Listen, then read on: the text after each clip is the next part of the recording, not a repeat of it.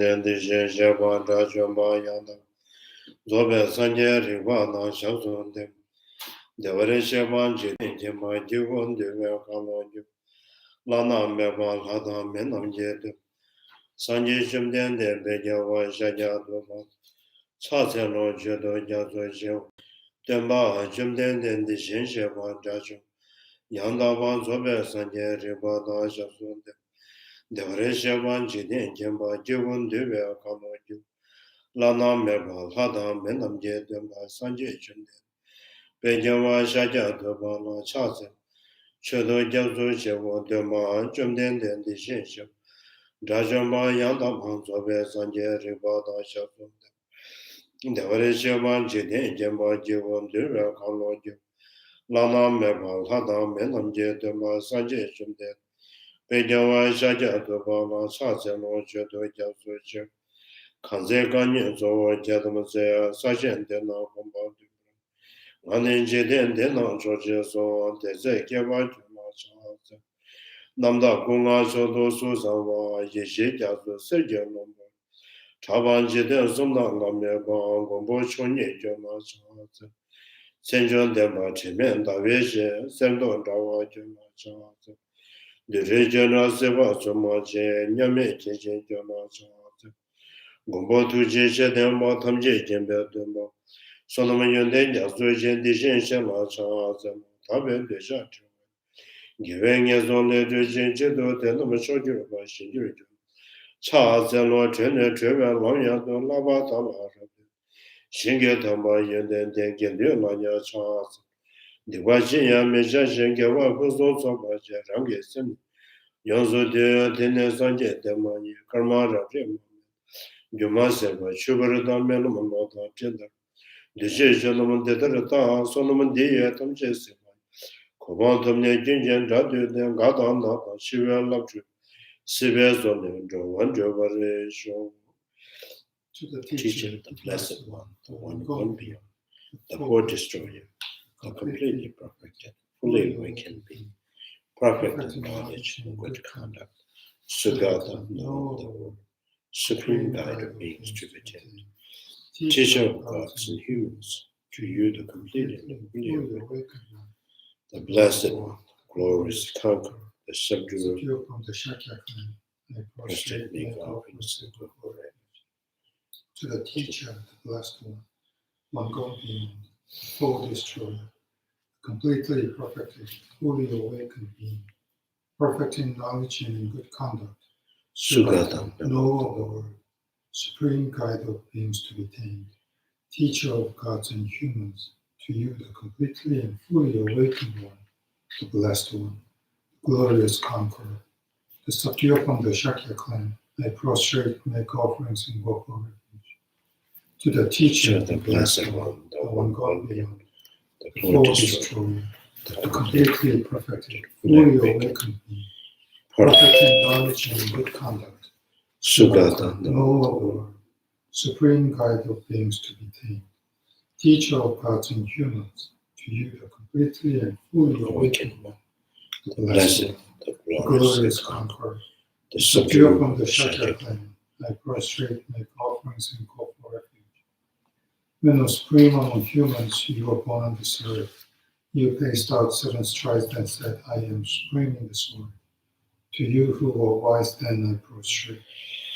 With pure bodies, form supremely pure, wisdom motion like golden mountain, fame that blazes in the 3 words, we know the best, to you I prostrate. With the supreme signs, face our spotless moon, color like gold, to you I prostrate.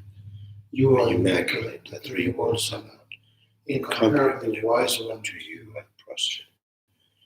Savior having great compassion, the teacher having all understanding, the field of merit and the qualities like a vast ocean, to you the one grown to thusness, not prostrate. The purity which makes one free from attachment, the virtue which frees one from the lower realms, the one path, the sublime pure reality, to the Dharma which pacifies I prostrate. Those who are liberated and who also show the path to liberation, the holy field qualified with realization, who are devoted to the moral precepts, to be a sublime community intended virtue. Do not commit any non-virtuous actions. Perform only perfect virtuous actions. Subdue your mind thoroughly. This is the teaching of the Buddha. The star mirage of flammable lamp, an illusion, a drop or dew or bubble, a dream, flash of lightning, a cloud. See conditioned things as such. Through these merits, sentient beings attain rank of all-seeing. Subdue the four false, and be delivered from emotional suffering of aging, sickness, and death. Sanje Shono Soje Shono Lo Chaju Bado Dade Yasu Nage Jeso Jebe Sonam Ji Androla Peje Sanje Rupas Sanje Shono Soje Shono Lo Chaju Bado Dade Yasu Nage Jeso Jebe Sonam Ji Androla Peje Sanje Rupas Sanje Shono Soje Shono Lo Chaju Bado Dade Yasu Nage Jeso Jebe Sonam Ji Androla Peje Sanje Rupas Sanje Shono Soje Shono Chaju Bado Dade Yasu Nage Jeso Jebe Sonam Dollar pinches, Sanje Drogare show. I go for refuge until I'm enlightened Through to the Buddha, Lama Tsongkapha. Through the merit I create, practicing giving out the perfections. May I quickly attain the state of Buddhahood for the benefit of all sentient beings. I go for refuge until I'm enlightened to the Buddha, Lama Tsongkapha. Through the merit I create, practicing giving and other perfections. May I quickly attain the state of Buddhahood for the benefit of all sentient beings. I go for refuge until I am enlightened to the Buddha, Lama Tsongkapha. Through the merit I create, practicing giving and other perfections. May I quickly attain the state of Buddhahood for the benefit of all sentient beings. Geshela tembo namo Buddha Dona Juan Duda Medu Shinjolo Temba Kanda Duda Medu Dona Shinjolo Netenjo Teda Rajene Tijinu Yada Naga Union Minion Shida Bunya Trumania Temenu Union Shada Yumo Teda Kangaya Ten Truba Yumania Kamapanda Kangaya Yumopata Ralutashin Yumono Yumojan Ralutashin Yumojan Yumopan Duda Medu Shinjola Rajen in the Yumana, Duda Medu Shinjola Temenu. Sura Roda Revanda Chida Jodan, the Shid and the Jasha on the Tumu with the Yumata. Sura Roda Revanda Chida Jodan Bajet, the Chizeta, the major melody. You make you what I want to Sonia, what the Donna do what on the middle. Joan Yana Kala didn't do what Jadawacha with Midu, Dula Midu, you do what. Kala didn't middle, Bradawacha and do what the Midu, you may be the Jumit. Do I you want my Yanan the Jajo Kala, you may do you want my Yan Shadayu. Kedemeda Tabajet, the Danzimano, Tola Meta, Yemi, the Basha. Kedemeda Tabajet, the Danzimano, Tola Meta, Powers, the Bahash. Congress and the Zimba, the Zimbabwe, the Consumer, Tonjin, Russia, the Tijans of Human. Baba Yadan, the Zimbabwe, the Kama Chinjamo, Kama Chinjamo. Chinjamo, the Juba, Chinjamo, the Mizet, the Chinjamo, the Major, Chinjamo, the Mizet. Chinjamo, the Jujan, Chinjamo, the Mizet, the Kama Chinjamo, the Nijan, the Chinjamo. Chinjalo the German, the Chinjalo Jacala, you move on down and make it the Shana German. Dada Shana German, the Chinjalo Jacala, you are getting Dada, Dada the way. Dada Zana Dabana, the Washington Lomania, getting Dada, Dada the woman. Dame Mesan, the Dumay, you want my unit, the Chinjalo, Maripa.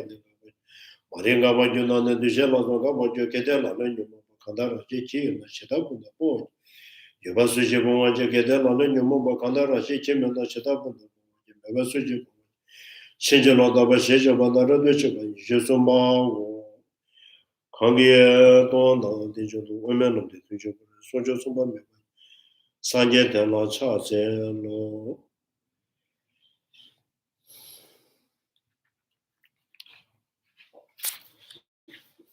I think page number 75 or something like 74.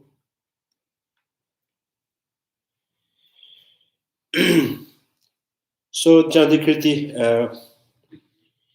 the first making salutation to the compassions. So by by saying that compassion is the root of Sharvaka Buddha, Partika Buddha, and Buddha and the Bodhisattvas. So the root of all this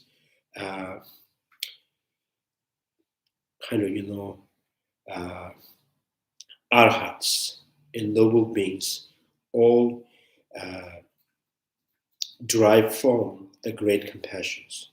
This is why Chandrakirti want to make the first salutation to the compassion. So then Chandrakirti goes talking about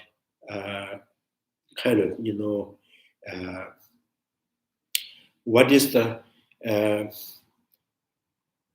three kinds of major cause which can the three major cause which is the condition to make someone to be bodhisattvas is the great compassion, awakening mind, and the realization emptiness. And the compassion, there's the mere compassion with mere sentient beings, compassion with phenomena, compassion with non-referential, right? Non-referential compassions. So three kinds of compassions mentioned. So as I mentioned, and also talking about compassion here in the Sanskrit, Karuna, the Mahakaruna is the great compassion, Mahakaruna. Karuna, so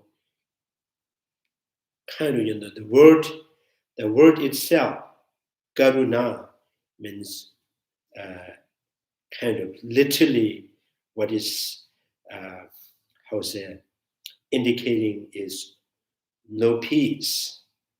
So no peace because of experiencing the suffering of others, right? At least visualizing the suffering of others. And what kind of suffering that your Bodhisattva was visualizing through generating compassion. And the suffering here is 12 links and dependent originations.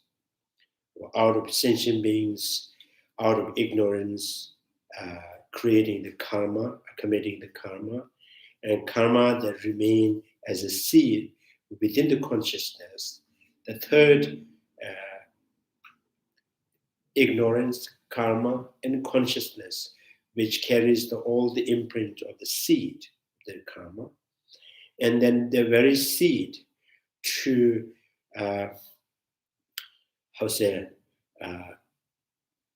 to become the the very cause of the next life, and fertilized by the craving and the grasping. And the craving, grasping is the fertilizing the seed that you have left within the continuum of the consciousness. And by fertilizing it, seeds become the pregnant, right? And when you see the will of the Dharma, will of life, there's the process of becoming depicted as the pregnant woman, so ready to give birth. So as a result of that process of karma becoming, then name in the form and faculties, contact, the feelings, right, and birth and agings, right, aging and death. So these, the sixth cause and sixth effect, right? Sixth cause and sixth effect. So for the meditations, then you think about ignorance, karma, consciousness, and name and form, next life, and the faculties, and the contact, and the feeling, and the craving, and the grasping. And then again, the next life, the birth, aging, and death. So for meditation, when you meditate on 12 links and different originations, so the order is first ignorance, karma, and consciousness as one life, name and form, faculty, faculty, contact, feeling, and craving, grasping, process of becoming as one life, the second life, and then third life, birth and aging and death. So 12 links meditate. For the meditation, you visualize 12 links in 3 lives, right? So, so this kind of reflecting on the 12 links of independent origination on other sentient beings, so you generate the compassions. So the compassion itself, the very compassion itself, the feeling from the compassion is saying that there's no peace, kind of is a pain. So the pain is not like a normal pain. Normal pain makes you sad, disappointed, unhappy, right? This pain, out of reflecting on the 12 links of independent originations, and the pain that you generate, and that gives you the courage, confidence, renunciations, right? And sense of responsibility.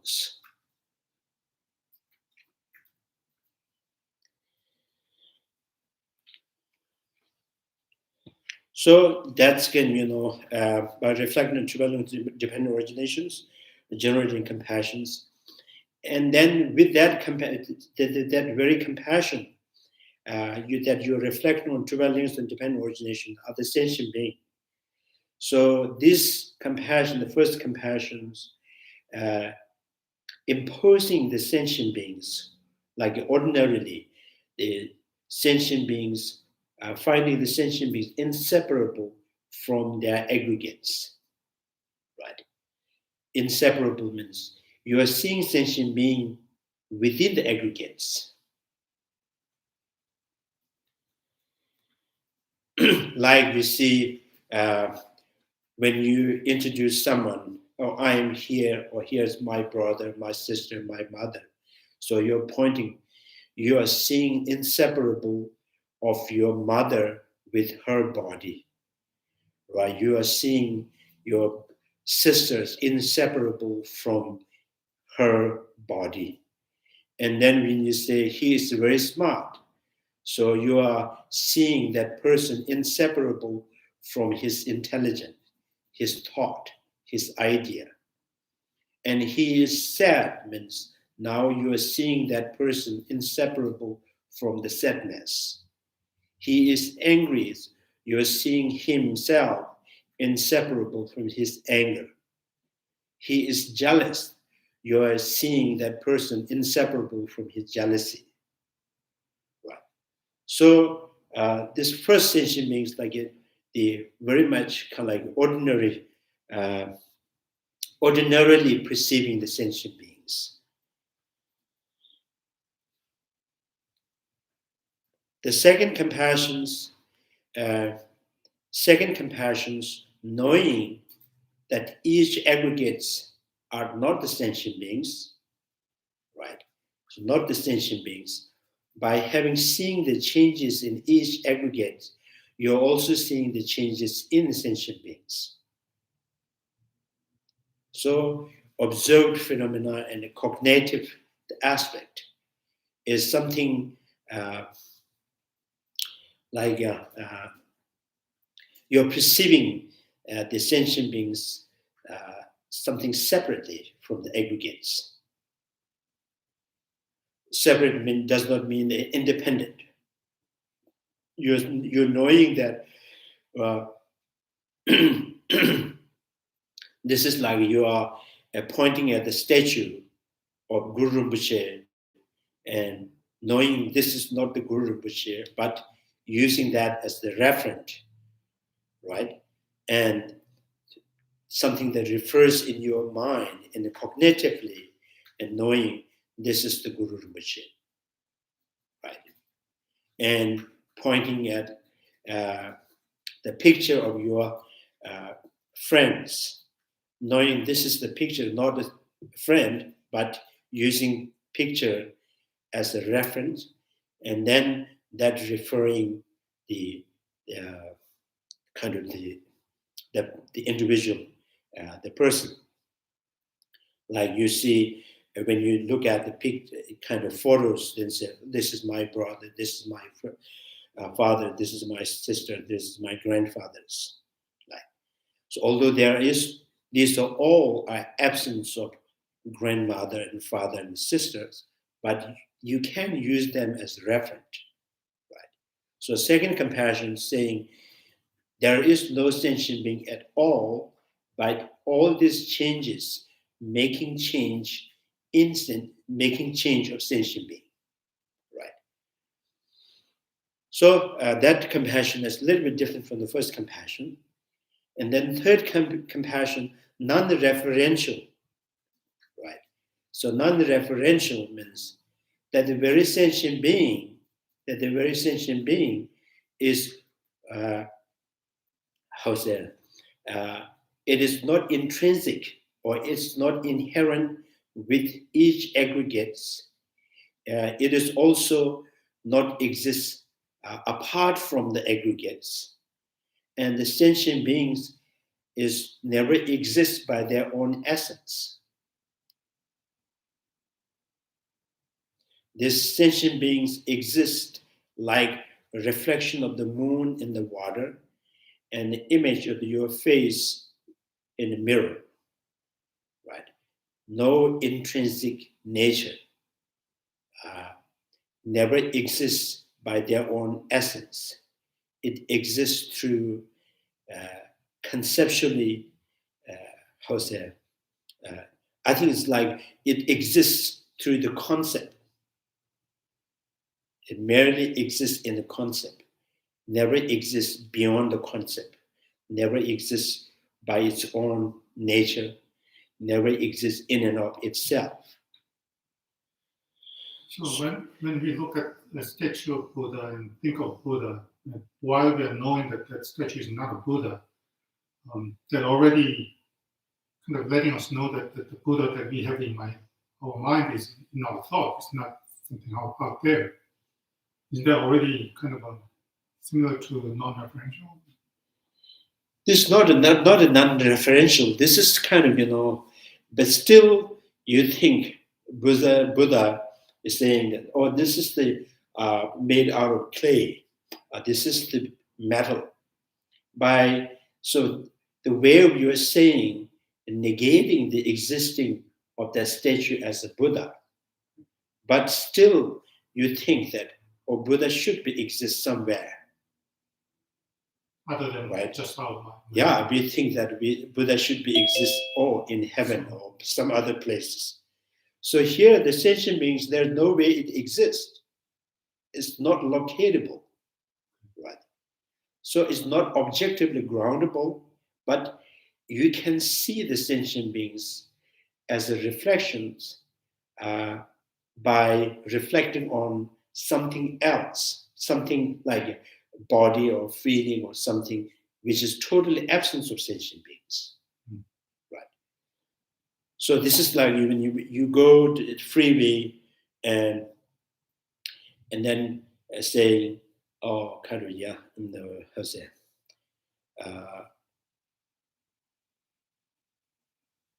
Yeah, when you go to the freeway, you can see the boat, right? The sign. So if that says Los Angeles, so you're going towards the airport. If the 10 freeways, if you follow the sign of San Bernardino, then you're going up in the east. But knowing this sign is making you see, right? Making you see the Los Angeles. But that very sign is absence of Los Angeles. So every time we say, oh, he is a good person, or he is a smart person, he is handsome, he is tall, he is short, right? So wherever your finger is pointing, there is no sentient being. This is all like, those signs.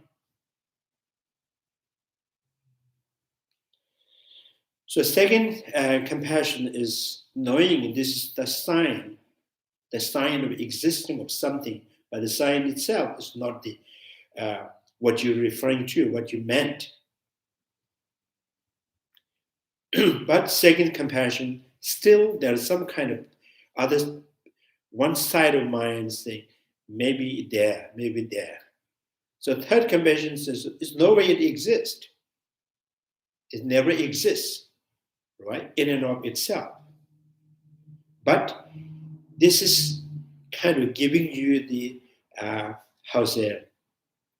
it gives you the satisfaction in your concept.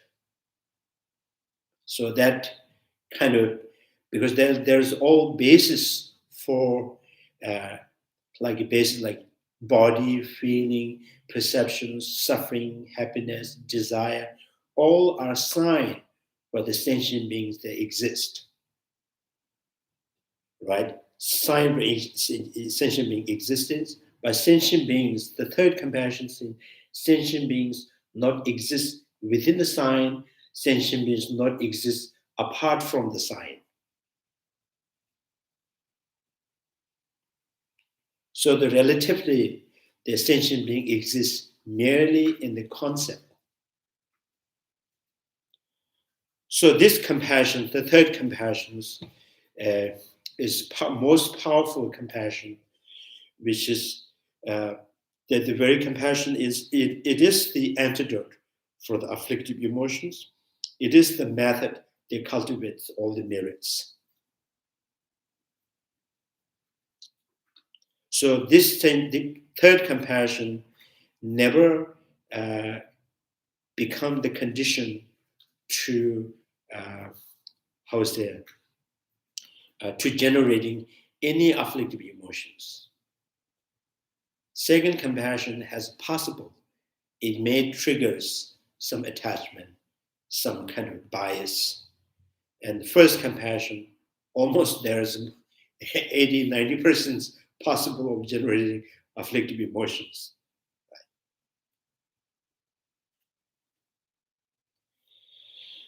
So that's the an ordinary level of the Bodhisattva's path, generating these three kind of compassion and then awakening mind. Awakening mind or enlightened mind or bodhicitta, these are all same.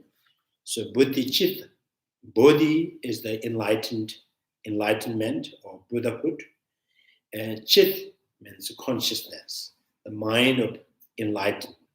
So mind of enlightened means you're minding, right, on enlightenment, because which means again you have a desire to attain enlightenment, right? So you have aspiration to attain the enlightenment. So bodhicitta means minding on Buddhahood, right? Having desire to attain the Buddhahood. So this genuine aspirations attaining the Buddhahood, driven by that three kind of compassion, right? So that is called awakening mind, awakening mind. So now there's two different things: generating awakening mind and genuine awakening mind too. So generating awakening means you are in the process of generating the bodhicitta. And genuine bodhicitta or bodhicitta means you have, now this awakening mind is several kinds of spontaneous, the arising of the awakening mind is the genuine awakening mind.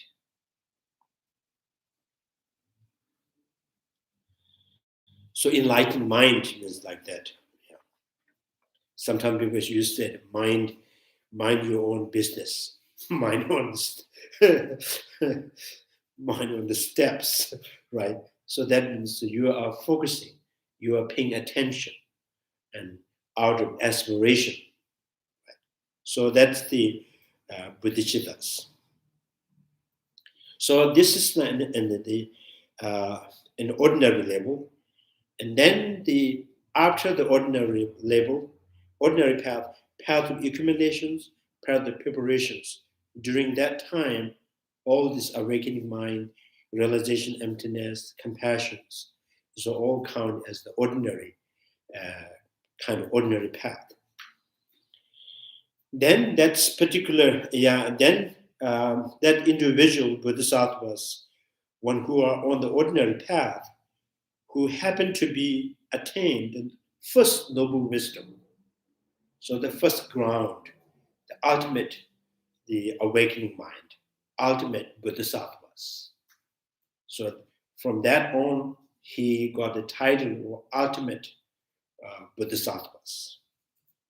So which bodhisattva who has generated the wisdom realizing emptiness, the direct realization emptiness.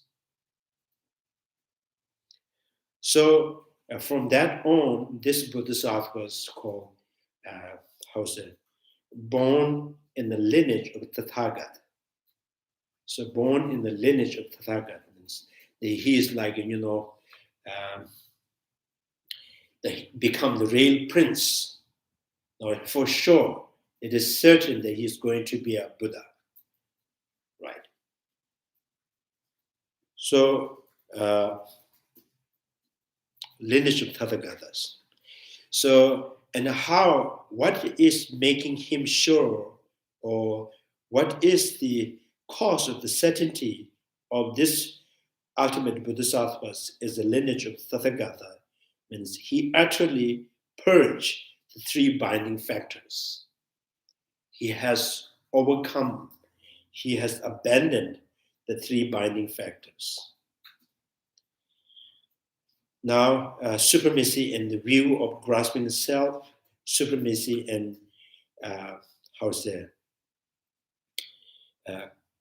conduct, of the conduct from the view of grasping the self, and then kind of deluded doubt and doubting on the possibility of the liberations. These three factors totally cease to exist when the Bodhisattva reaches the first noble wisdom. So then the merit, the power of his accumulation, the merit, he can shake 100 wolves, that says. Geshela, when we studied the Nagarjuna's text, I think there was a section that we learned that the obstacles to become a noble being. There were 4 things were mentioned. One of them was grasping on the self, supremacy of the view, and desire in the desire realm, and harmful thoughts, and doctrine of I. Are they similar to? Yeah, this is similar. This was mentioned for the Hinayana first Arhat, the Arya path.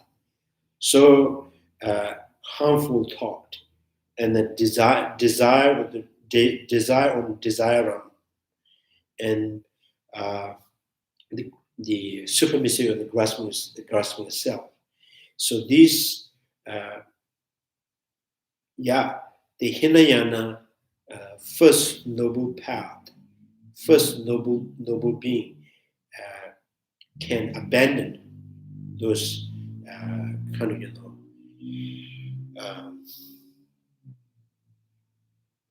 so Hinayana noble path means the path of seeing and the path of meditations. So within the path of seeing and the meditations, some of the Hinayana noble beings who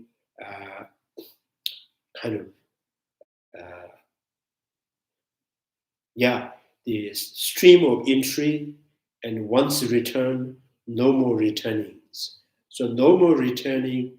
All these 5, the obstacles has abandoned. So no more returning, because when you overcome the desire on the desire realm, that means you never come back in the desire realm, never return.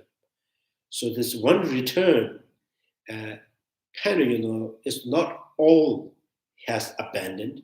The part of that, the 6 or 7 you abandon, and you can count as the one's return. So this 3 is for the Mahayana. This is the Mahayana, yeah. So this Mahayana noble being.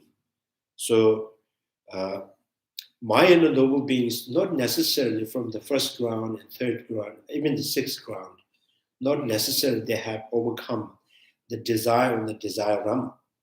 But all this desire realm, this is their desire. Their desire on the desire realm is, they call it like, menda, because menda that is something that is their afflictive emotions are like, subdued by the medicine of the mantra. Like when you, you may have, so when you eat something, the poison may goes in your stomach, but you take the medicines. This poison will never react. So the Bodhisattva noble beings, their desire on the desire realm is like the poisons which never react. Right? There is no any defect from it. But it's still there. Though. Still there, but never react because of the power of their compassion and wisdom realizing emptiness. Never let it kind of react, right? Always remain inactive.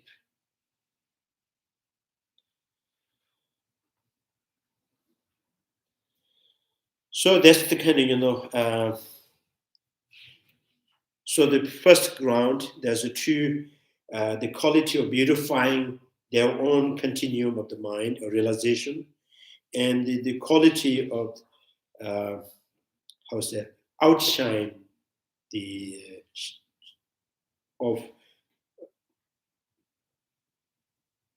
Sarvaka and the Pratika Buddhas. The first ground, from that on until 6th ground. So they have their accumulation of merit, their compassion,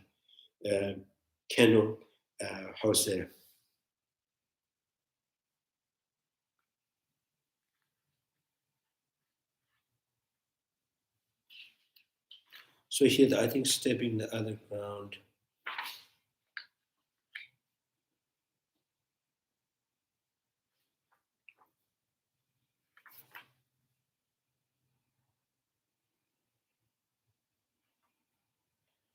Qualities that beautify the Bodhisattva's own mental continuum.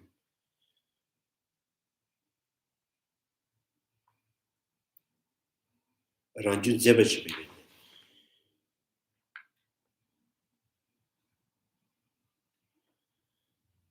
So Ranju Zebachibi, and then the qualities that beautify this Bodhisattva's own mental continuum is 4 qualities, such as being born in the lineage. He is born into the lineage of the Tathagata as well. The first, as he has utterly purged 3 binding factors. The second, and such a Bodhisattva uphold the state of supreme joy, has power to shake 100 world. So these 4 qualities that beautifies the first noble being's his own mental continuum.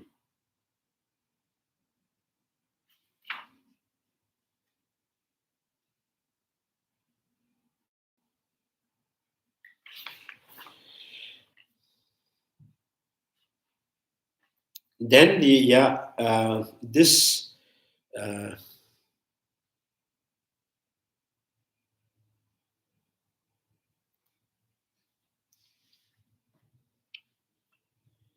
so the noble beings, the qualities that outshine others' mental continuum, started from the gone afar, the seventh bhumi. From the seventh bhumi, and this Bodhisattvas can outshine Shavaka and Pratika Buddhas through their intelligence. Before that, not outshine through their intelligence, only kind of outshine through the power of their merits. So, yeah.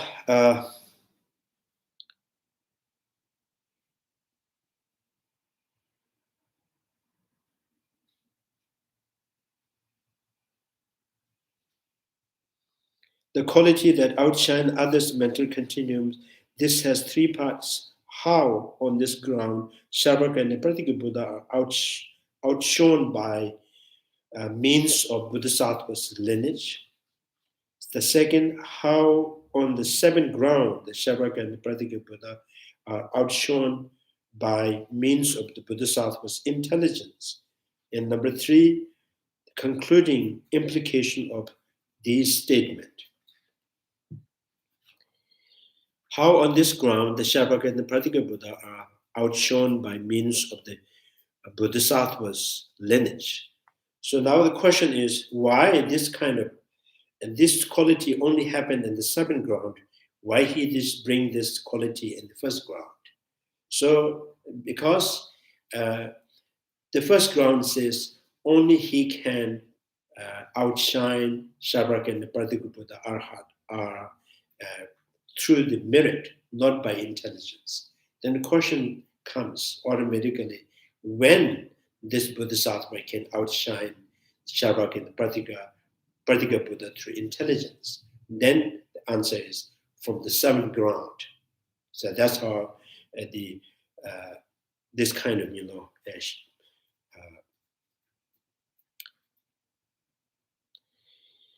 so then the text. What is the outshine by merit and by intelligence? What difference are two? So difference, I think here the Chandrakirti want to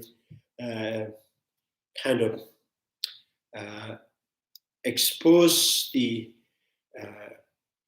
the wisdom realizing emptiness.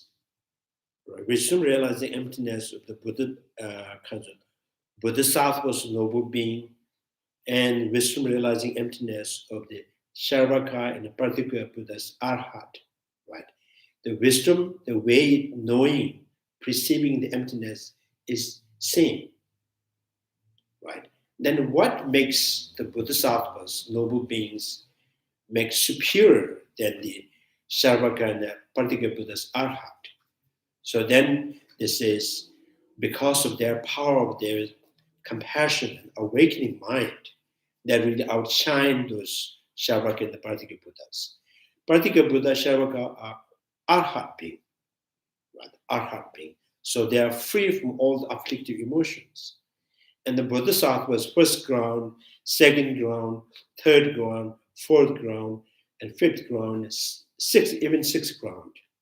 They are still not free from afflictive emotion. And why this is so superior than those two Arhat? So they're saying that these noble beings, they have their accumulation merit is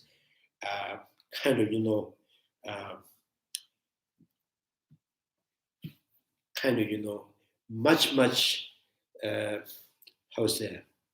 almost like a double, triple, and more powerful than the two Arhats.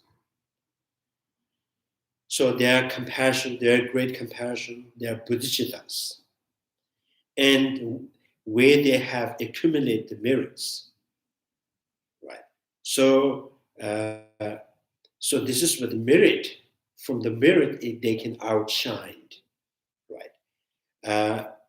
So Arhat, two Arhat, the Pratika Buddha and the Arhat, in order for them to go on the path to enlightenment, first they have to do is generating the great compassion and bodhisattva. They haven't really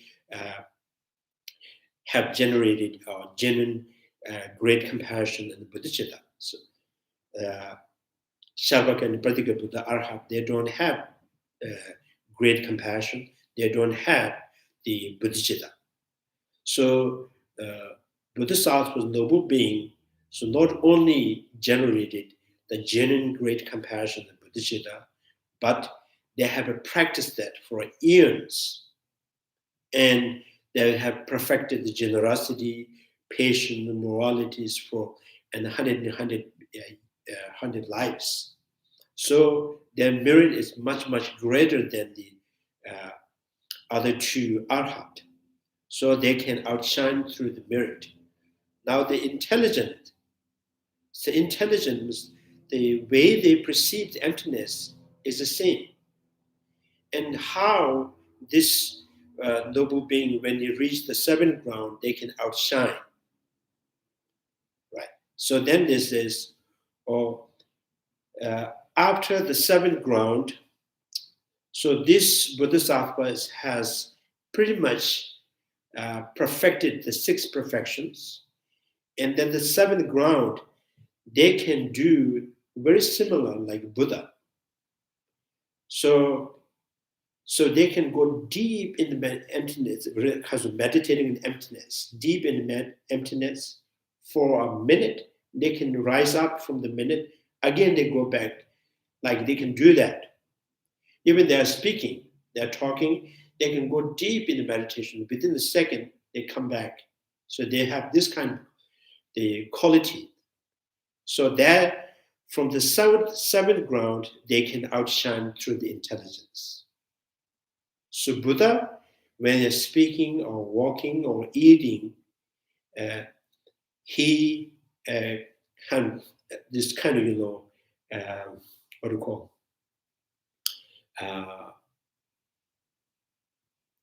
the conventional activities and single point in meditation is simultaneous. There is no time that Buddha has deeply kind of meditate in emptiness.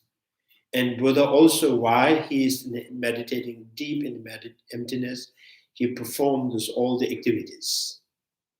So Buddha, the similar from the 7th bhumi, they can do very much similar.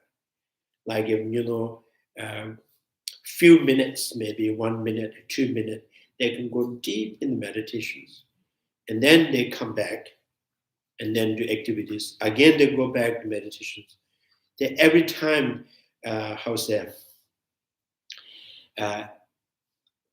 wherever they want, so they can deep in the meditations and they can talk.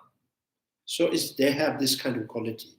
So that's why from the 7th, so they can outshine through the intelligence.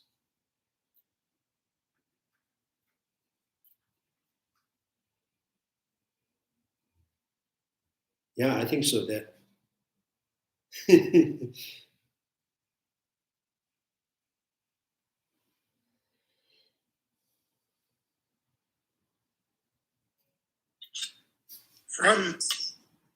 from that state of deep meditation, may their actions appear totally unconventional at times and contrary to our conventional view of ethical behavior.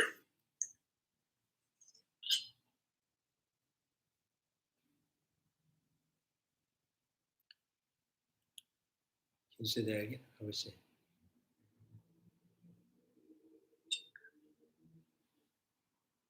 From the 7th bhumi, Uh-huh. they enter meditation and they've more or less integrated this with their activity, I gather. Mm-hmm. Their activity, even when they're not formally in a state of meditation, their activity probably expresses this state some way. So my question is it possible that their actions will appear to us at times, they can appear to us to be unethical, but they're beyond even this conventional view of right or wrong. And so we're seeing things from our contaminated state, their activities from our contaminated state, and their activities to us may at times look even inappropriate or unethical. That depends on the viewers. That depends on what? Viewers. Some people find every ethical is unethical. So it's good. Every good thing is they interpret as bad, right?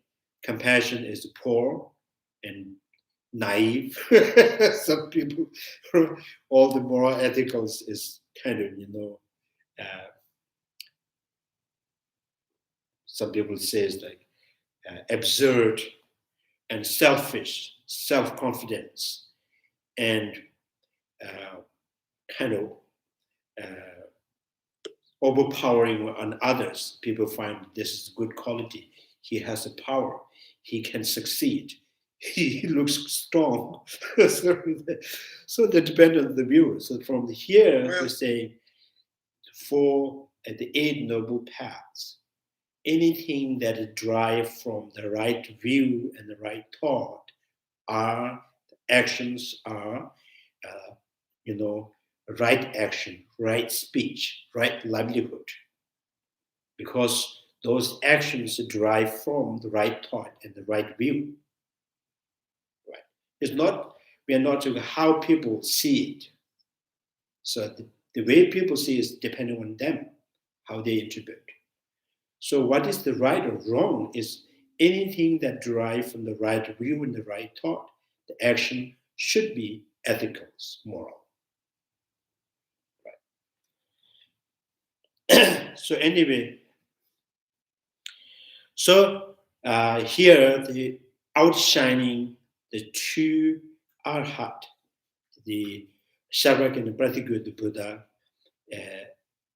the Chandrakirti want to say this through outshine Shavak and the Pratigud Buddha arhat through the intelligence started from the 7th ground, not before that.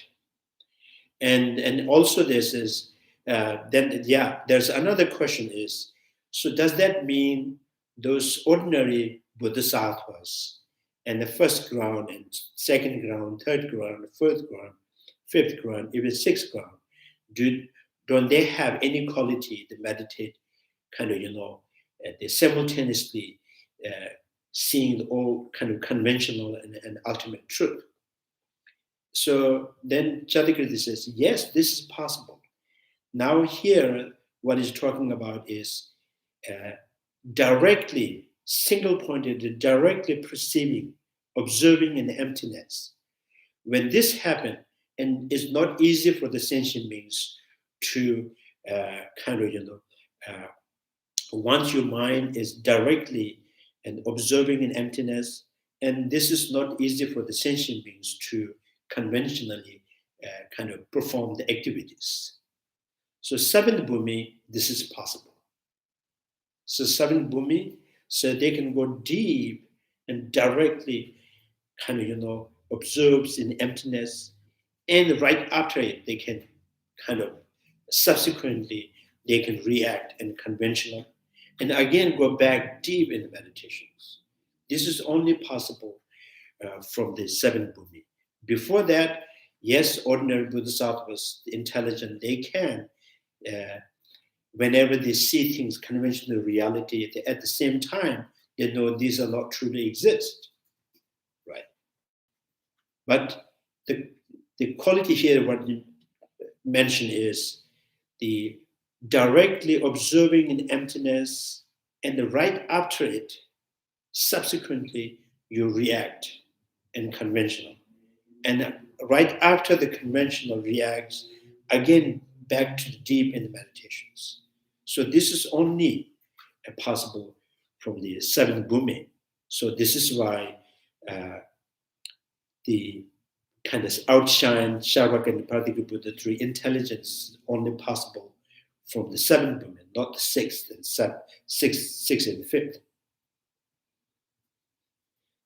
So yeah, this is just imaginable. Yeah, right now we can just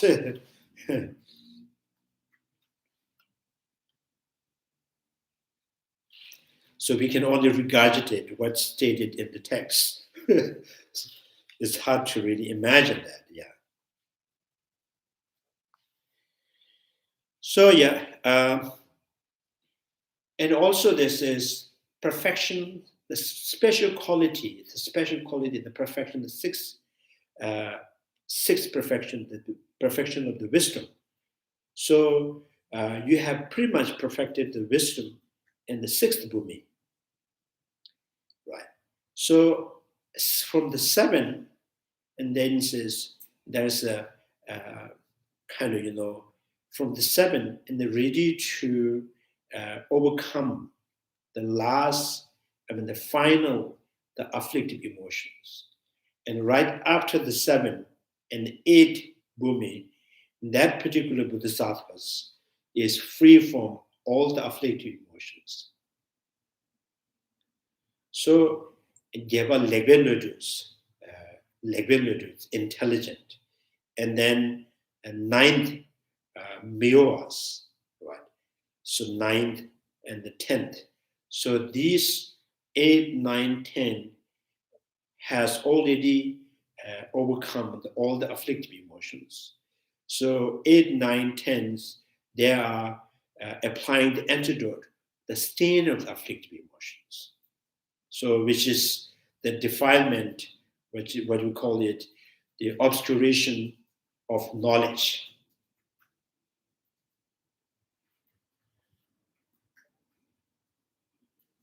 So obscuration of knowledge, and then obscuration for the liberations, means afflictive emotion and stain of afflictive emotions. So 8, 9, 10th.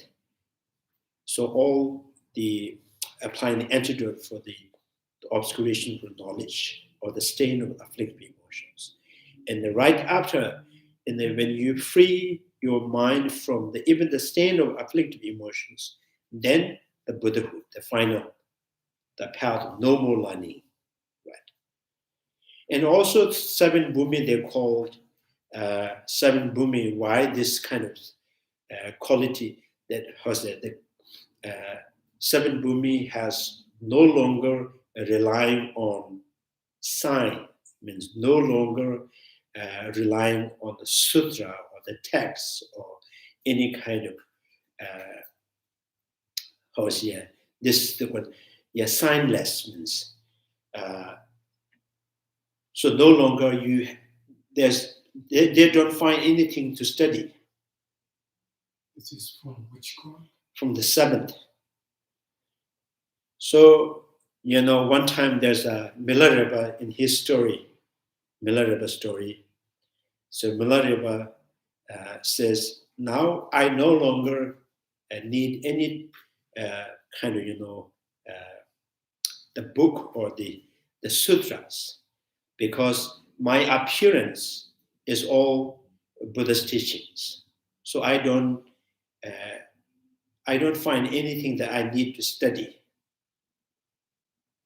So no longer need any relying on any sutra or the text or in the teaching, because every appearance is every appearance, conventional appearance is a conditioning to increases your knowledge. So from the 7th. So this is why the 7 has the power to outshine the Shavaka and the Pratika Arhat through the intelligence.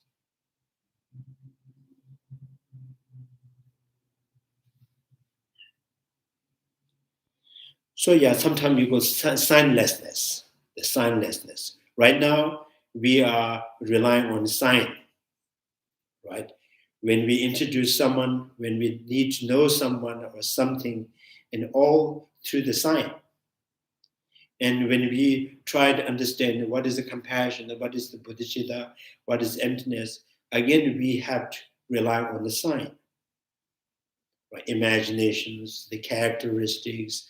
So, so this is totally, we are relying on the sign. So the seven bhumi no longer rely on the sign.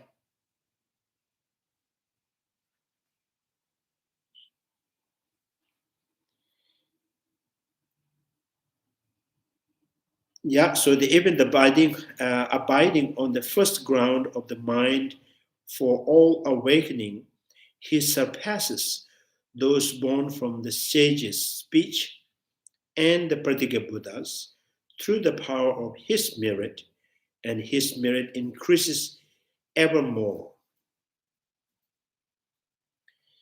So let alone on the second and the subsequent ground of the mind for all awakening, even when abiding on the first ground through the power of his merit of conventional awakening mind and compassion, he surpasses that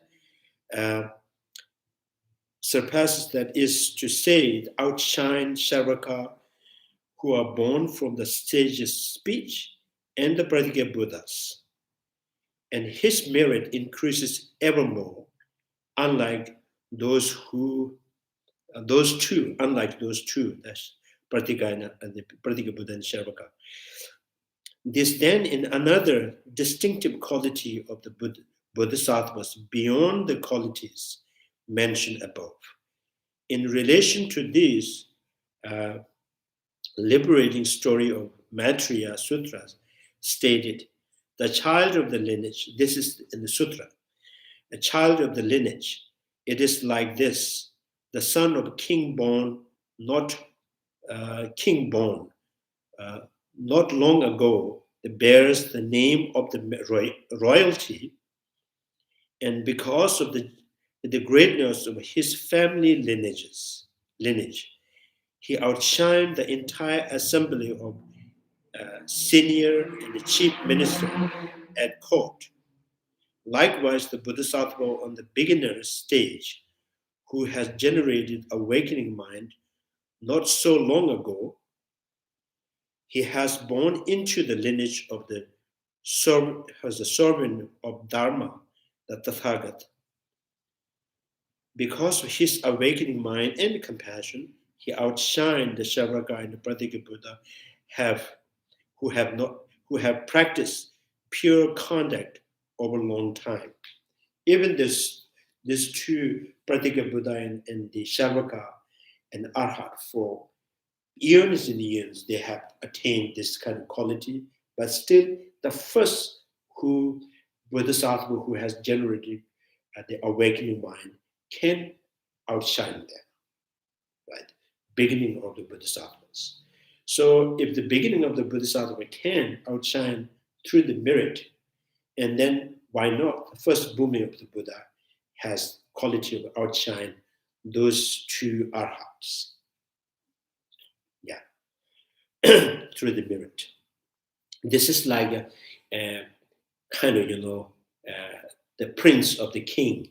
The day he born, he has out of his, through the lineage of the royalty. So he is the son of the king. So all the chief kind of ministers and the senior and member of this royal, they all bow to him because he is the son. So similarly, like that, the child of the lineage, it is like newborn offspring of Garuda. So now here, another example. The king of the birds has the qualities, strength of wings and total clarity of vision, and so on. So this second sutras is more referring to the first, first noble being. So first noble being.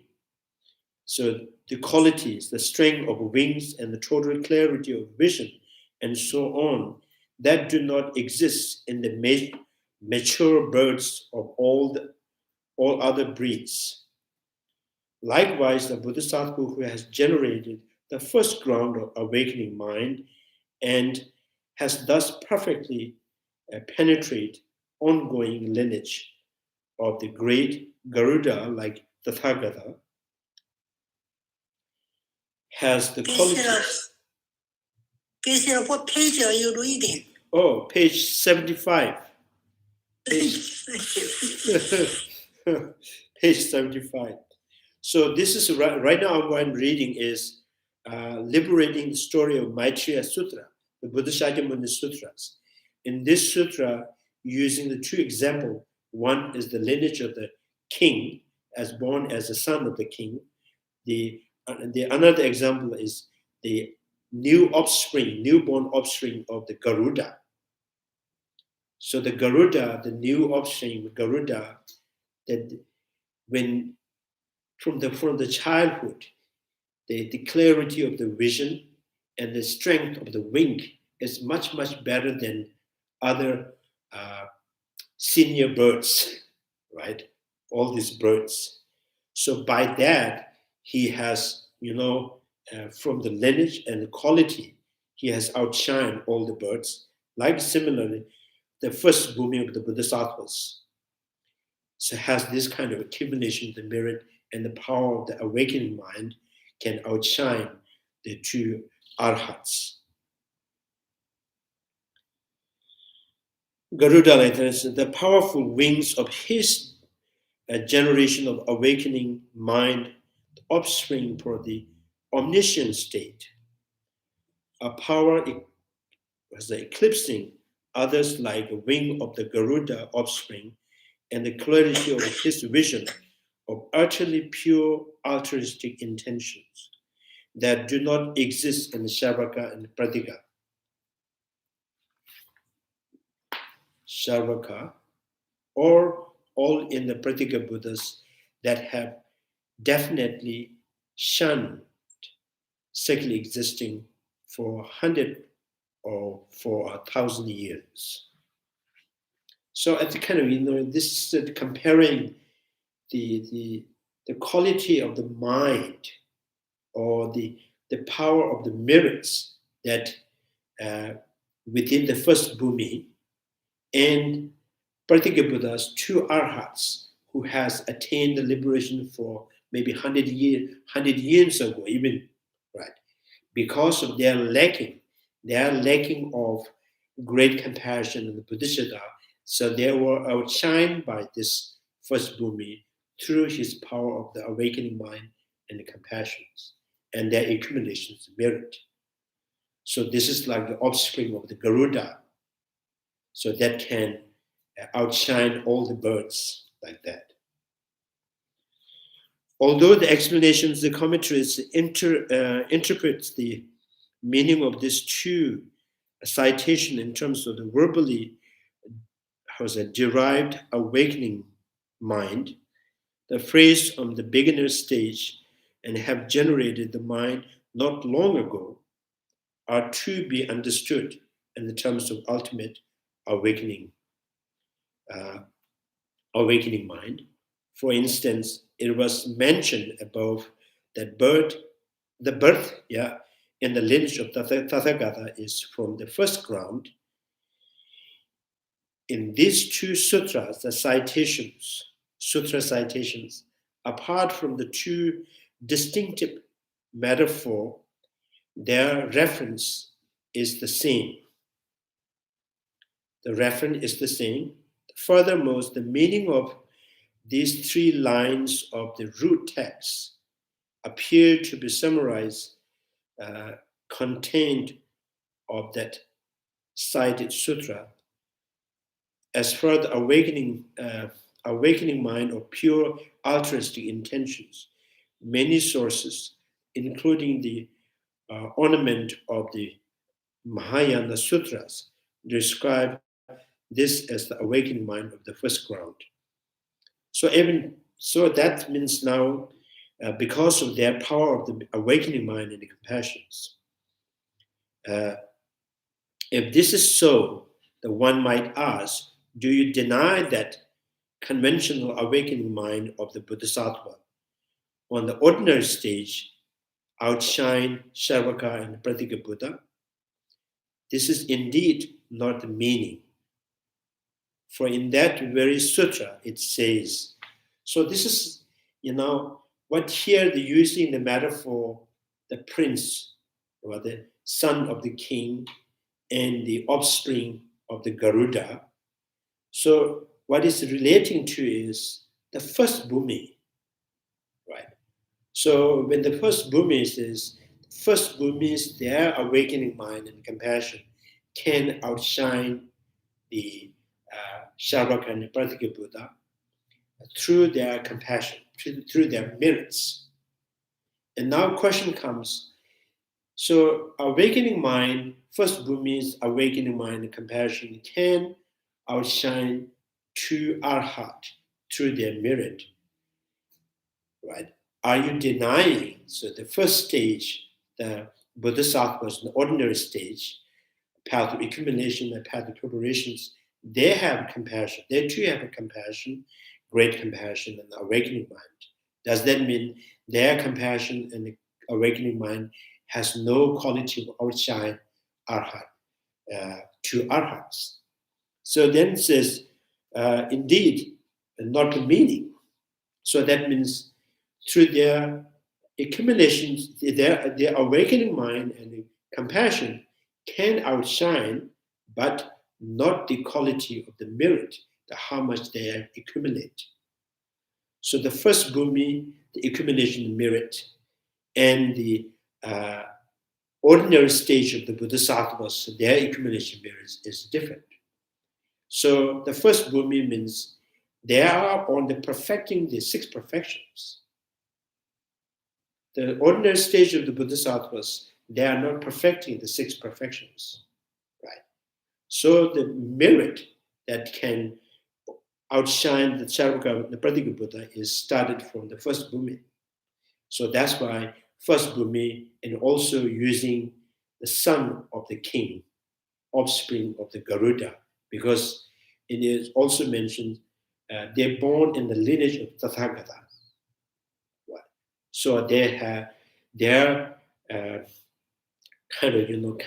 their mind, their quality of the mind is the continuum. The mind is beautified by the certainty, right, of attaining the Buddhahood, the lineage of the Tathagata, and not only that, overcoming 3 binding factors and being able to shake 100 worlds.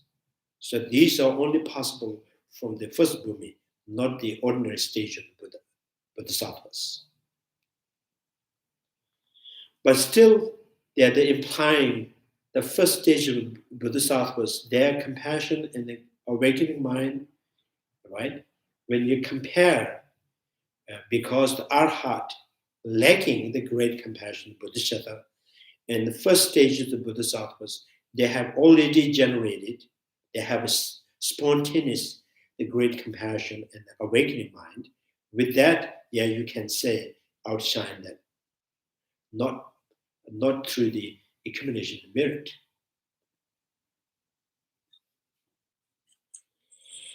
So yeah, the child of the lineage, it is like this. Even the broken piece, now they're saying the first stage is Buddhist awakening mind, first stages of Bodhisattva's awakening mind and compassions. This is like even a broken piece of diamond, the most precious stone, still outshine all the imagining ornament of the gold. It does not lose the title, precious stone, right? The king of all precious stone. And it can totally relieve poverty. Likewise, O child of the lineage, the diamond that is the mind generated for the omniscient state, through it may lack power, still outshine all the golden ornament that are the qualities of the Sharvaka and the Pratika Buddha. So that's like is the piece of the diamond, right? So this does not lose the title of the Bodhisattvas. Or the first stages of the Bodhisattvas, their compassion, there are still Bodhisattvas. So the title of the Bodhisattva haven't lost yet. Such mind overcome all the, indigent, right? Mm-hmm. All the indigence of the second existence. So in the compendium of the training, the above sutra is cited, substantiate the point that one should not disparage the awakening that is a divorce from the Bodhisattva's deed. So I'll just first read it. And this is impossible for someone who has attained the Bodhisattva's ground to have awakening mind divorced from the deeds. Yeah, this is the new term. There's the Mahayana kind of the divorce from the deed. So here, this is what we use the technical term. Bodhisattvas, bodhicitta, divorce from the deed. Deed means bodhicitta means, as I mentioned earlier, right? A mind of enlightened, or minding on enlightened, or the aspiring to attain enlightenment. So when you have the aspirations, the spontaneous aspirations attaining the Bodhisattvas or Buddhahood, but every time when you have this kind of mind, not necessarily you are actively associated with the perfection of generosity and then patience and morality. You can have only the aspiration. So they're saying the first Bodhisattvas, the ordinary stage, and many times they have only aspirations. They have only, like when they're sitting in the cushion, they can develop sense of compassion towards all sentient beings. But when they wake up, they may fight with the sentient beings. They may scold the sentient beings, right? So the deed of the Bodhisattvas not necessarily kind of associating with their aspiration. So from the first bhumi, it is impossible. So whenever, their aspiration without their deed is not possible, right?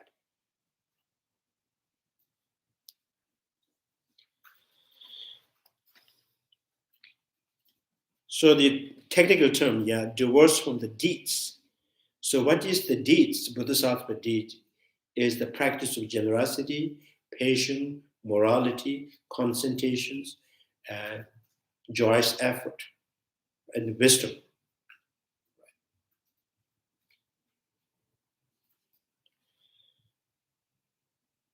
So how on the seventh ground, the Shavaka and the Pratika Buddha are outshone by the means of the Bodhisattva's intelligence. So when at a gone afar, he will also surpass them by his intelligence. When this Bodhisattvas on the first ground arrived at the ground of the gone afar, in addition to the outshining the Shavaka and the Pratika Buddha through his conventional awakening mind, he will also surpass them, especially by the power of his intelligence. This is as stated in the 10 Ground Sutra. So,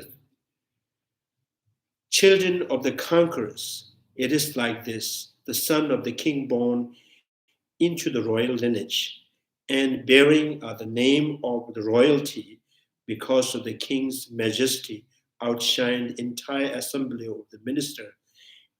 Instant he is born. He does not achieve this through his critical acumen, acumen, right? Acumen. By the power of his intelligence, however, at the point he reaches the maturity, by exercising the power of his intelligence, he totally exceeds the activities of all the ministers. Likewise, the children of the conquerors, the Bodhisattvas, because of the greater power of his altruistic intentions, outshine all Sharvaka and the Pratigya Buddha the instant he generated awakening mind.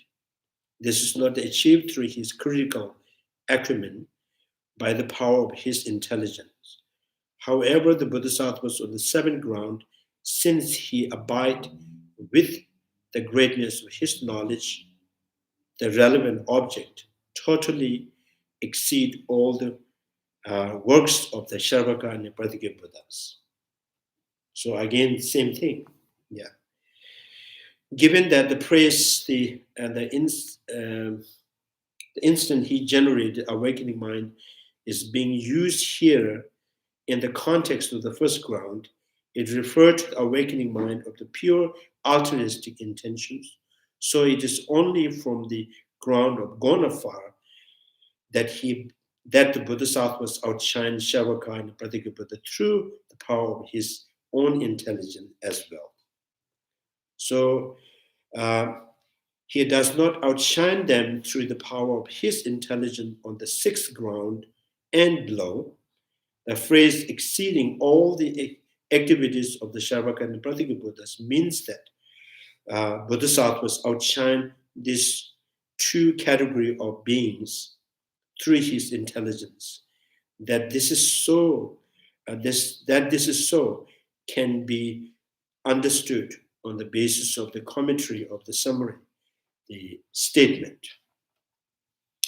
In the explanations of what is meant by the power of intelligence, there is a phrase, he abide with greatness of his knowledge of the relevant object. So the Lama Tsongkaphas, now he is commenting that outshine, what is that intelligence? Right? Intelligence that outshine the true arhat when they reach the seven bhumi. So what the wisdom, the intelligence, what is the kind of relative object of the intelligence?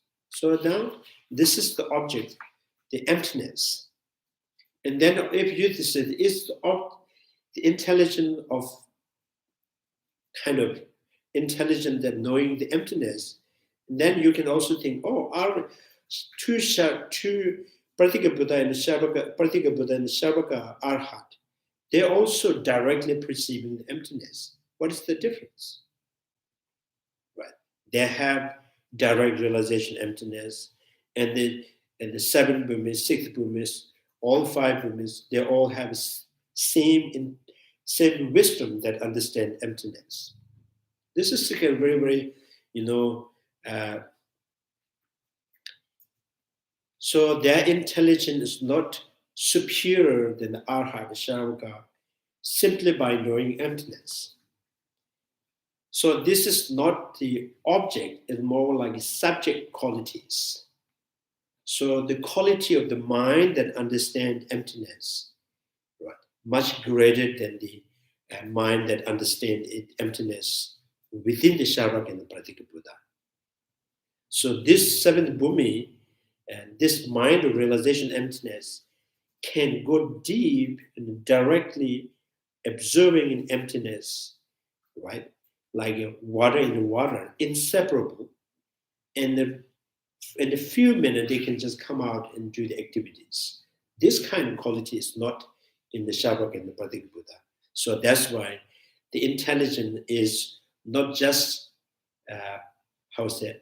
about knowing the emptiness. The power of their wisdom. Yeah. This is the greatness of the Bodhisattvas, knowing his relevant object, the Gopasi, cessations, which is the perfect end point. So these are technical terms. Gopa yang tabe ta. So gopa yang tabe ta. Gopa yang tabe ta. Gopa means the cessations. Yang tabe ta means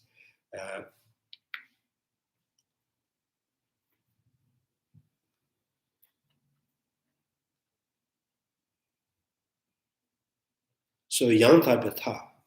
So which is the perfect end point. Usually when there's a praises to the Bodhisattva Muni saying that Nyangela never let me never, Yantaba Nijatala never, he says. Not Buddha, the mind of the Buddha or omniscient of the Buddha is not abide in the nirvana, is kind of not not kind of reside in the nirvana. It's remain or reside in the perfect point.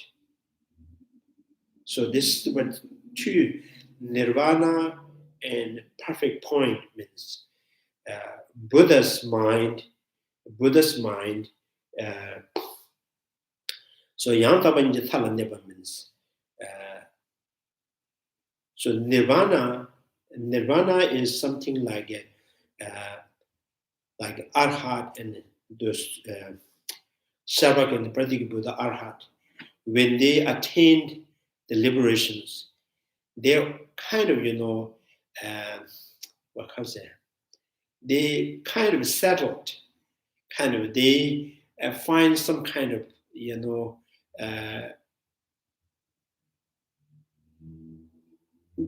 they they have a kind of, they find they find home. They find this is what they want to achieve. So when the Buddha's mind is free from afflictive emotions, they're not reside in nirvana, means they don't see the cessation of afflictive emotion is the final achievement. They don't find home in there, right? So, and the perfect end point means they are not. So I think some people know, some people know. In ordinarily, we use this language, a comfort zone, right? The comfort zone. People use their comfort zone. So ordinary sentient beings' comfort zone is, conditional suffering. So our comfort zone is conditional suffering. So we find comfortable today, not happy, tomorrow happy. Oh, that's our home.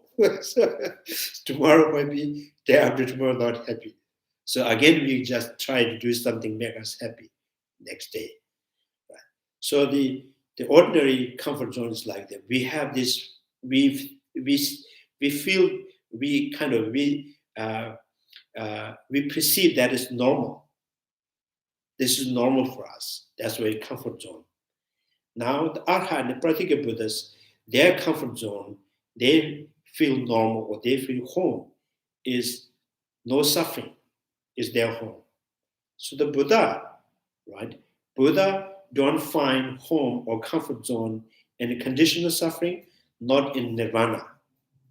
So this is why they say free from this samsara and nirvana, right? Not reside in samsara, not reside in nirvana.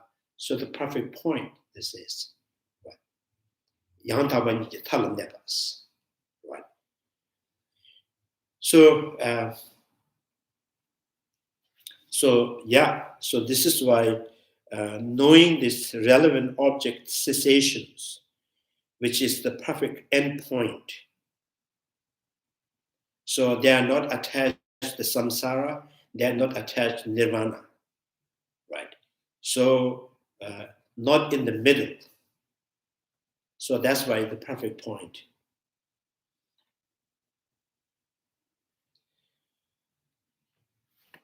yeah, this normal people, we use this kind of comfort zone. We always say that, but still, so we are very not sure what you meant, but we assume we understand what other people say or comfort zone.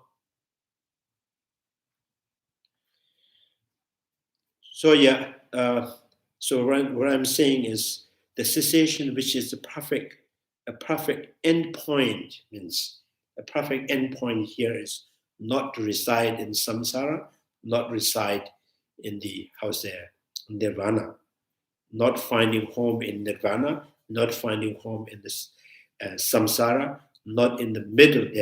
They find comfortable or comfort zone.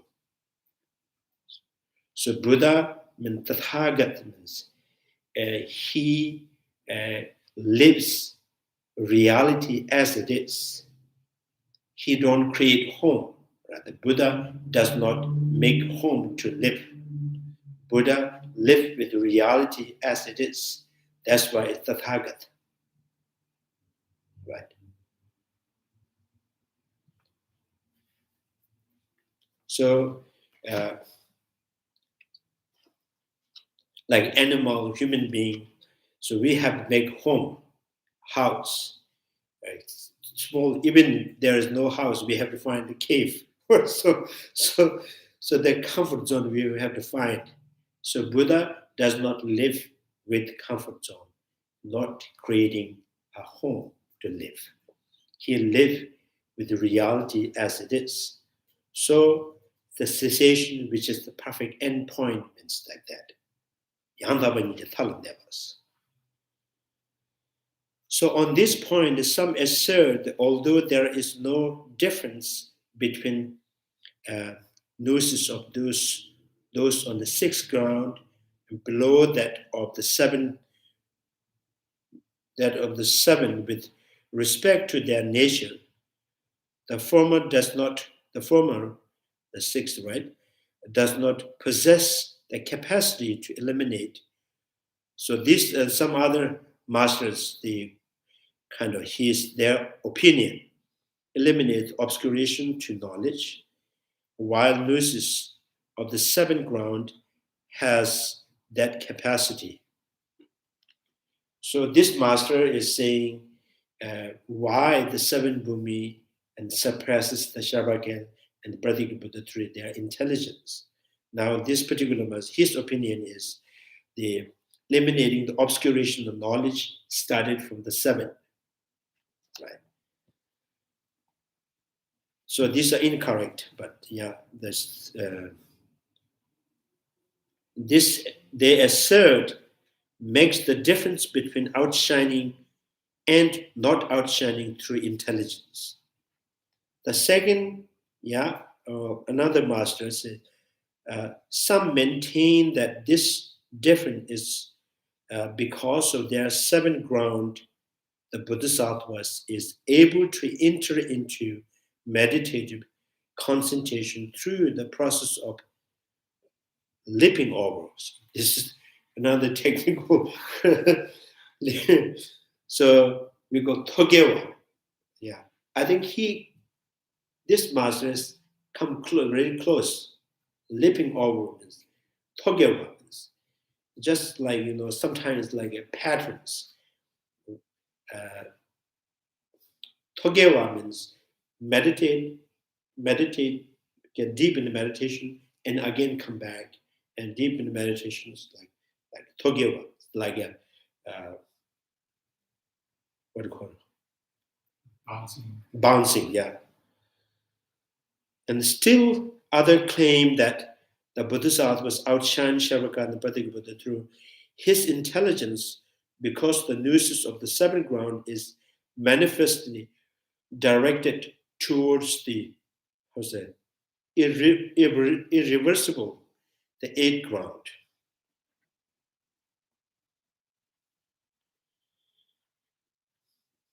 Because now this master is saying the seventh bhumi has the intelligence that can surpass the Shavaka and Pratika Buddha. He's closer to the eighth bhumi. So these all, masters, when they try to explain, he's making his comfort zone. They're making their own comfort zone. So of these first positions is incorrect. So Lama Tsongkapha says all three of them is incorrect. For in this tradition of the Chandrakirtis is maintained that all the instance of grasping a self existing of person are from the afflictive ignorance, and to eliminate this ignorance so that it cannot resurface. The Lama Tsongkapha was saying the first of the masters, his idea, he thinks that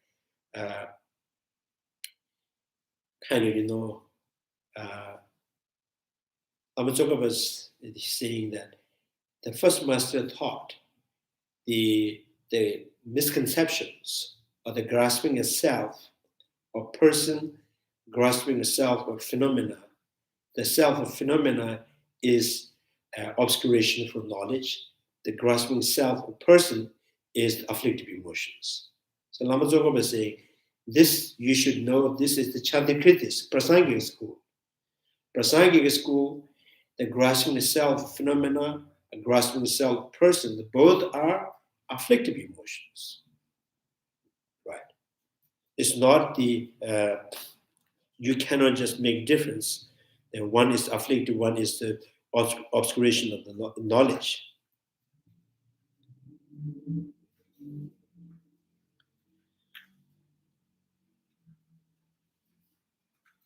Ignorance, the afflictive ignorance, and to eliminate this ignorance so that it can resurface, its seeds must be exhausted as well. So overcoming afflictive emotion means you have to overcome the seed of the afflictive emotion. Now here, the seed of the afflictive emotion, the imprints of the afflictive emotions, the making they're trying to differentiate or kind of distinct these two things, seed and when you smash the garlic, you clean up, right? After you smash the garlic and you put in, and then you just, the container that you just clean it up, still you can smell there's a garlic. So like that, so the obscuration to knowledge is like the smell or the stain that left over. Even though the garlic is no longer exists, there is no residue of the garlic at all, but there's some kind of sign, right? Imprints. So, Prasangika school, the obscuration to knowledge is like a stain, and the afflictive emotions and their seed are all afflictive emotion, obscuration to the liberation. So seed must be exhausted as well. Furthermore, since the elimination of the afflictive afflictions is common with true arhats as well. The elimination, the seed of the grasping at true existing does not continue,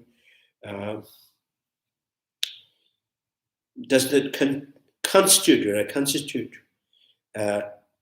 eliminations of the obscuration to knowledge. So,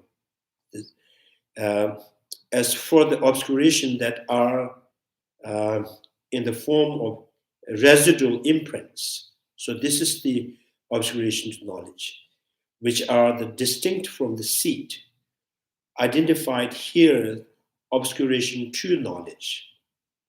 So the obscuration to knowledge, or the stain of the afflictive emotion, or the residue of the afflictive emotions. But and this is totally different from the seed of the afflictive emotions. Seed means it can manifest to the afflictive emotions. Right? The residue does not necessarily, there is some condition to manifest again.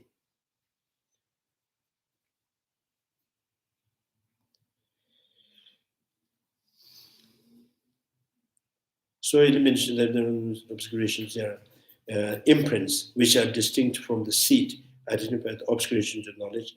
Their elimination does not occur until the eighth ground. Bodhisattva's eighth ground. Therefore, the Chandrakirti system does not accept the presentation of those school of thought. They maintain their grasping at true existing as the obscuration to knowledge. And on that basis, they elaborate 9 classes of obscuration to knowledge in terms of their strength and weak and strength, weak, medium, and great, which are elimination on the path of meditation on the second ground and up. I will explain more about this point below.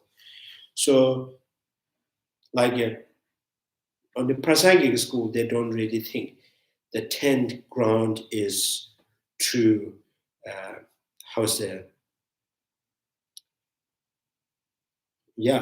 10th ground is the remedy for 9 afflictive emotions. The Prasangic school's afflictive emotion has to overcome when Bodhisattvas, when they reach the 8th bhumi. Before the 8th bhumi, all the afflictive emotion has to eliminate. In other school of thought, there says afflictive emotions divided into 9, right? And for the last 9th, and then there are small, medium, and great. So the most smallest and overcome by the 10th, then attain afflictive, the enlightenment. So, which means their understanding is the misconception or the grasping itself of phenomena they don't consider as afflictive emotions. They think this is the obscuration to knowledge. What school is this? So this is a minority school, medieval autonomous school. So Chandrakirti. So they think that the afflictive emotions. So they, and even the Vabhashika school says the grasping itself of a person is not a virtue, not a non-virtue. And this is not the afflictive emotion. Afflictive emotions is out of that ignorance, misconceptions, generating anger, attachment. Those are the afflictive emotions. So afflictive emotion is referring to the anger, attachment, jealousy, the pride, like that. Not the grasping of self. They don't consider this afflictive emotion. So they also use the name Sherab Yomoche, means a diluted wisdom. Right. Diluted. Diluted wisdom is a grasping of self. Diluted wisdom, this is. So the Prasangic school in Chandrakirti, Nagarjunas, Shantidevas, Aryadeva. So they all says that the grasping itself is the afflictive emotions. And the Right Seedling Sutra also says this is the pain, this is the condition of suffering. Right. So the grasping itself is the kind of root of the afflictive emotion. Itself is the pain. Right. And also use the term, this is kind of like what do you call it? Dene. Dene is like cancer. So the afflictive emotions looks like, I think they are, nyomo means afflicting emotions, means there any all those mental factors on the mind that the very minute it generates and cause the pain, discomfort. So that's why they name this afflicting emotions. Anger degenerates, that makes you unhappy, right? Discomfort. And anger, attachment, any kind of those, six root afflictive emotions, 20 secondary afflictive emotions, whenever they manifest, kind of, it comes with it comes with the discomfort and dissatisfactions, right? Something not right, right? So that's why afflicting emotion, right? So Chandrakirti says not only those anger and attachment, the minute that you're grasping, right? Minute you're grasping in the independent self, so that itself is the starting of that pain.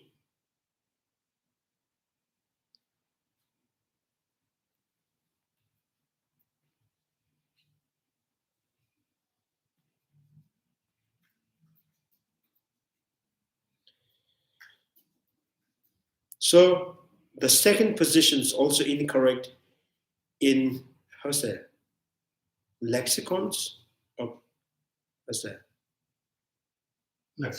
lexicons of archaic. Yeah. So danying, so in Tibetan we say danying ba, and all language that is never, we don't use it no more. No more using, right? The lexicon of archaic, I don't know. Tibetan terms, the word of the toge, leaping overs. Toge is written also as jumbled sequence. Yeah. So nilshi, which refer to the conflation of sequence. So there is no explanatory basis as to why entering into the meditative concentrations through such leaping over process would not be found in the sixth ground and below, but would be present only from the seventh ground onward. Yeah, this is the third position is incorrect as well, because the question of why Bodhisattvas on the sixth ground and below do not outshine the Shavaka and the Pratika Buddha through their realizations, and why they can do so on the seventh ground is still left unsolved. So these third explanations amount to citing the subject of the argument as its proof of demonstrations. The explanations of commentary state that there is exertion on the seventh ground because there still exist the thought, I will enter the path. Yet, because the Bodhisattvas does not engage with sign, such a reading or listening to teaching, such as the sutra, he has attained the path of signlessness. In contrast, those on the sixth ground and below as well, Shavaka and Nipatika Buddha, lack such signlessness. Thus, the Bodhisattvas outshine Shavaka and Nipatika Buddha through intelligence on the seventh ground. So this is what we're saying, the signlessness. So no longer is right now every kind of knowledge that we gain through the sign, we need someone to kind of instruct.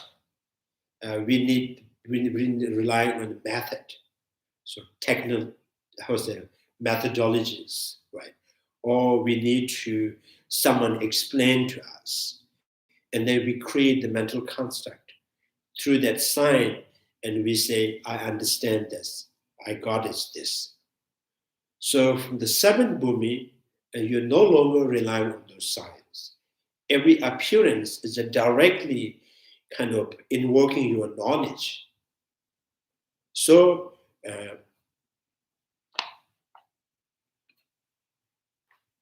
from the 7, so from the 7. Then 8 and 9, 10, they are very much kind of their qualities very much like Buddha.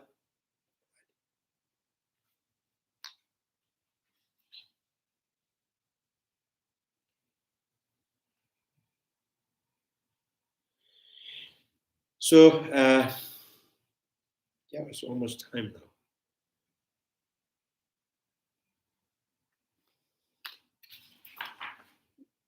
That's why I can read a little bit more. But yeah. Be that is to Pradika Buddhas through the intelligence on the 7th ground. I'll just drop it here. Any questions?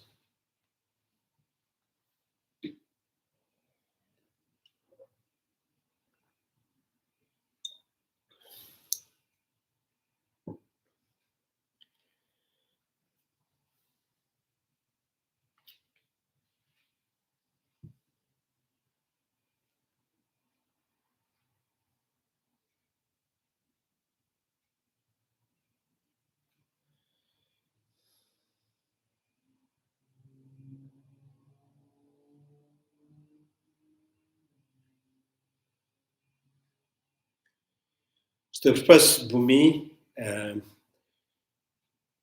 once they gain the certainty of the lineage, a certainty in the lineage of Tathagat, and being able to abandon or eliminate 3 binding factors, and being able to shake 100 walls, right? So, and then the great joys, perfect joy or the great joy. So the 4 qualities kind of making them superior than the Arhat, 2 Arhats, by kind of suppressing them through their accumulation of merit. So suppressing the 3 Arhat through the intelligence is started from the 7th ground.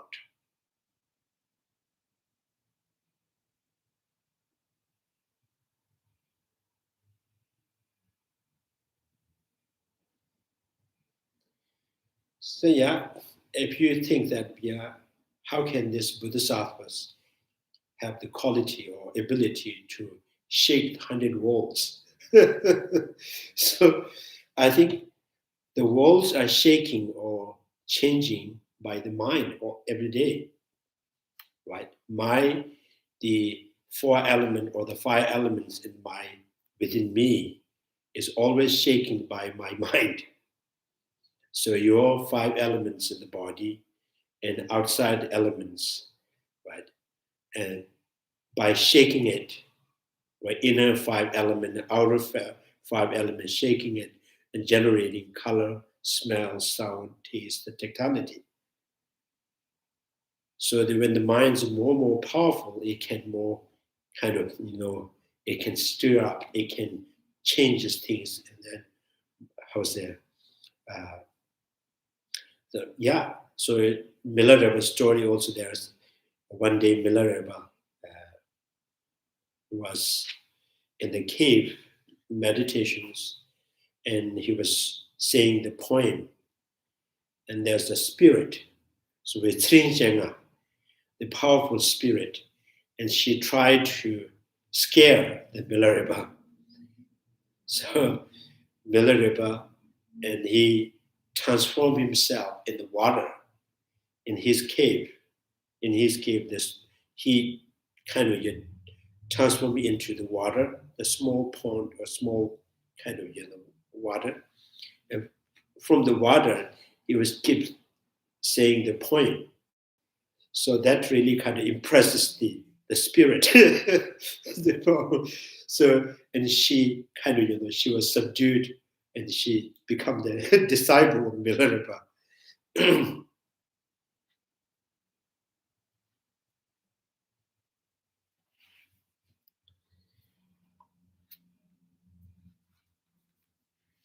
I think shaking world is only,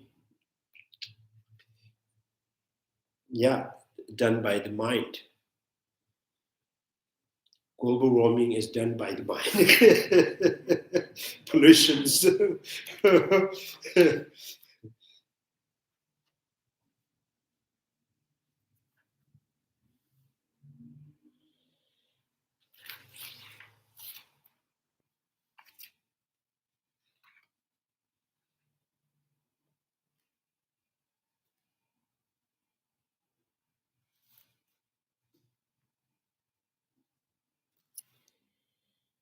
So, any questions?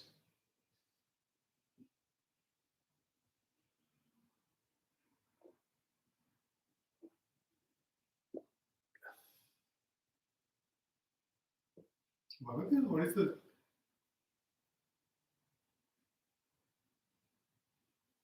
main point of Chandrakirti keep comparing with the Bodhisattva over Arhat?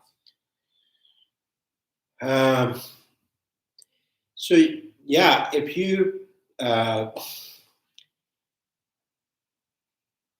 you emphasize when you emphasize the quality of the ordinary bodhisattvas and noble being, so you need something to compare with it, right? So although the arhat is the final, we call free from all the suffering, all the cause of the suffering. So then arhat who remain in that state for maybe 100 years, maybe they are much greater, the great stage. But newly one who is engaged in bodhisattvas and who are able to generate the awakening mind and bodhisattvas, the compassions, and practicing the 6 perfections. So new bodhisattvas, right, when you compare with their compassion and the awakening mind, so you can still kind of surpass the arhats because they are lacking. Even though they 100 years they live in that freedom and liberations, but still they are not able to generate awakening mind and the compassion. So I think here today, the new term is cessation, which is the perfect endpoint. This is the new term, perfect endpoint. So perfect endpoints, perfect. So which is not perfect endpoint? Samsara, sentient beings are kind of, the endpoint, or what they find as a comfort is conditioned suffering. We call it the cessation is the endpoint. It's not 2 different things. This is the perfect endpoint. It has to be found in the cessation. So the arhat, they're they also find the comfort zone or home in the cessation of the afflictive emotions. So Buddha is a perfect endpoint, although he is not separable from the, no different from the cessation, but he has the perfect endpoint, not falling in the nirvana, not in the samsara. Rather, samsaric beings, they find home in conditional suffering. They see, one day suffering, one day happy is sentient beings find is the normal, right? Every day suffering and sentient beings think about suicide. So everyday happiness, and again sentient beings couldn't really stand with that. So what is that? Why always happy? It's too boring for them. And then nirvana, the arhat, they're satisfied, or they think this is what I want, when the mind is free from the afflictive emotions, when they seize the cause of all suffering, and they find this is my home. So Tathagat means it's not like Buddha is not looking, seeking for home. Buddha is acting with reality as it is. So this is why Buddha, which is in the perfect, end point.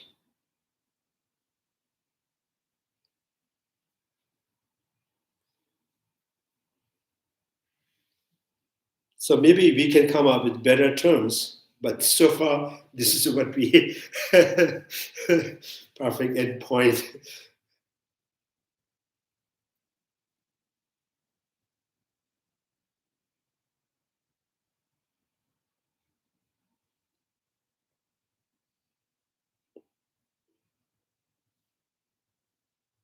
Marian says that signlessness means there is nothing found intrinsically. No.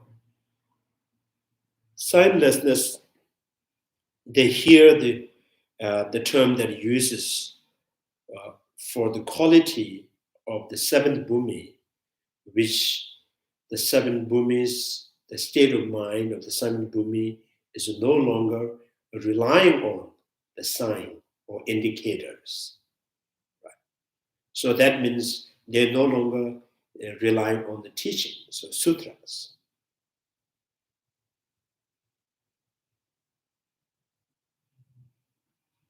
So until then, every sixth bhumi or fifth bhumi or ordinary, so all we are relying on the indicators.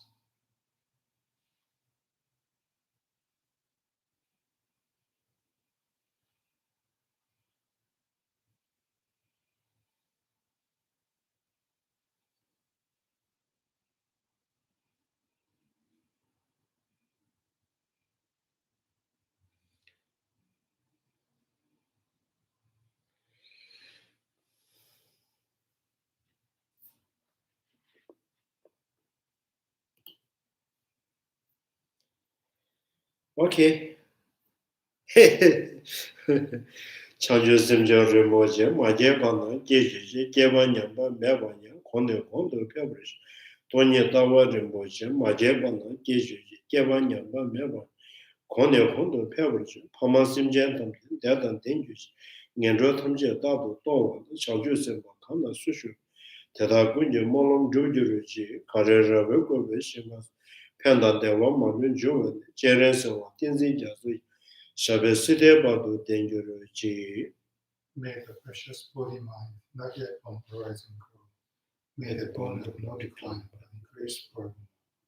May the precious mind realizing emptiness not yet on horizon grow. May the bone have no decline but increase forever.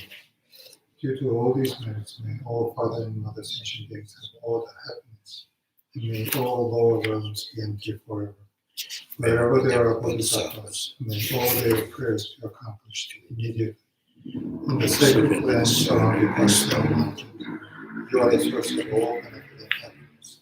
O powerful cherished cleansing death, remain in this world until samsara ends. Thank you very much.